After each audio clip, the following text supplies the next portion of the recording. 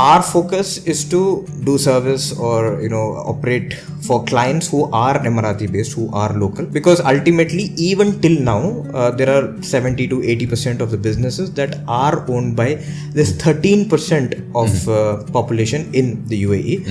And this 13% நீங்கள் வந்து பார்த்தீங்கன்னா அது ஆல்மோஸ்ட் ஒரு 60 ஃபேமிலிஸ் கிட்ட தான் இருக்கும். Okay.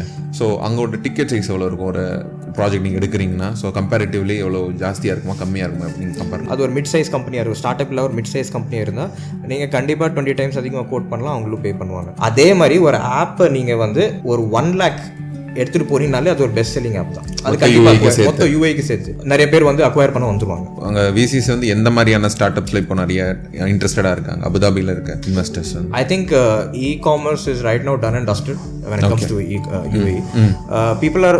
A lot of people are interested in edtech and fintech right now. எஜுகேஷனை எப்படி இன்னும் ஒரு கேமிஃபை பண்ணலாம் அப்படின்னு ஒரு செக்டரில் எனக்கு தெரிஞ்சு ஒரு 2-3 ஆப்பை வந்து ஃபண்ட் பண்ணியிருக்காங்க என்னோட சர்க்கிள்லேயே. ஸோ அந்த ஸ்பேஸ் இன்னும் லேக் பண்ணுது. ஸோ அந்த இதில் வந்து UAE is heavily investing on that.